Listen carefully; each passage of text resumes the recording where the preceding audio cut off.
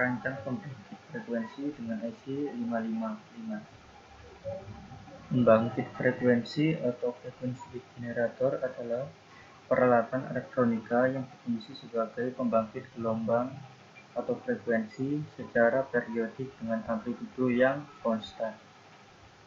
Gelombang yang dihasilkan dapat berupa gelombang sinus, gelombang kotak, dan gelombang segitiga.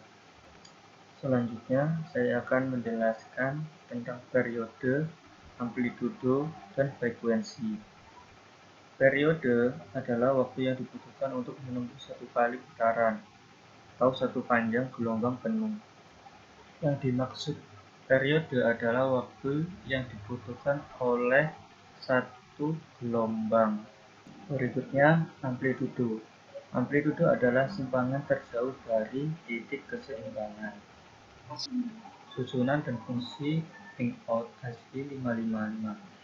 IC 555 mempunyai 8 pin yang mempunyai fungsi dan karakteristik masing-masing.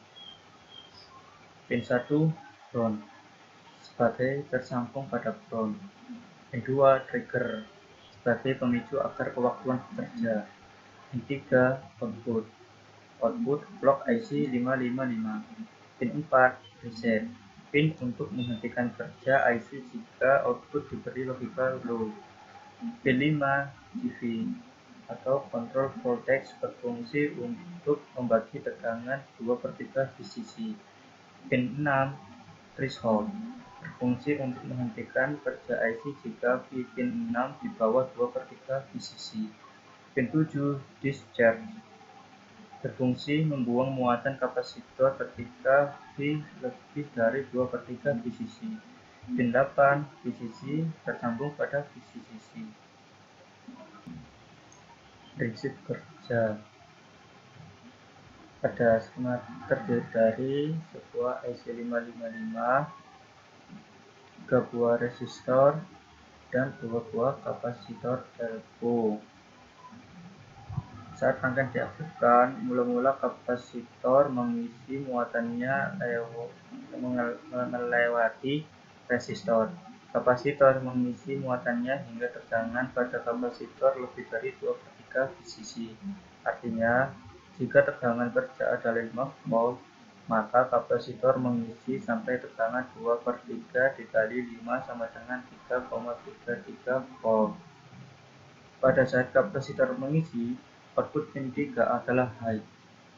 Saat tegangan pada kapasitor lebih sedikit saja dari 3,33 volt, transistor internal yang berbeda pada pin 7 akan aktif sehingga muatan pada kapasitor dibuang ke kaki 7 hanya melewati resistor. Tegangan pada kapasitor dibuang sampai nilainya sedikit di bawah 1/3 kali VCC atau 1,6 volt. Saat kapasitor membuang muatannya, output pin 3 IC akan berubah menjadi low. Berkurangnya tegangan kapasitor di bawah 1/3 VCC menyebabkan transistor internal pada kaki 7 terputus, maka kapasitor mengisi lagi sampai 2/3 VCC yang menyebabkan siklus yang terulang terus-menerus. Kerja dari rangkaian dapat dihentikan dengan cara menghubungkan pin 4 atau reset ground. Dengan cara ini, maka output pin 3 akan berubah menjadi low. Dari prinsip kerja tersebut, didapat fakta bahwa kapasitor mengisi muatan melewati resistor, sedangkan kapasitor mengosongkan muatan hanya melewati resistor saja. Dengan perbedaan resistansi ini menyebabkan perbedaan interval waktu kapasitor pada mengisi dan membuang muatan yang berpengaruh pada output pin 3 IC. Dengan demikian, terdapat perbedaan waktu output pada saat logika high dan low. Perbedaan waktu ini disebut duty cycle atau siklus duty. Frekuensi dan duty cycle. Frekuensi adalah banyaknya siklus gelombang yang dapat dihasilkan dalam satu detik, sedangkan frekuensi dapat dinyatakan dalam satuan hertz. Duty cycle adalah perbedaan waktu sinyal pada saat logika high dan low. Duty cycle dinyatakan dalam satuan persen. Semakin besar duty cycle-nya, maka semakin besar pula range sinyal high-nya. Pada rangkaian S55, kita dapat mengatur besar frekuensi dan duty cycle-nya dengan menggunakan nilai resistor dan kapasitornya. Pembangkit gelombang kotak dengan duty cycle 50% dan frekuensi variabel menggunakan waktu 555.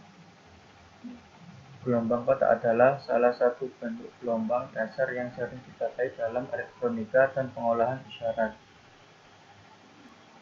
Pembangkit gelombang kotak tersebut terdiri dari sebuah pewaktu 555 yang dirangkai dengan 2 buah resistor dan 2 buah kapasitor, serta sumber tegangannya dengan baterai.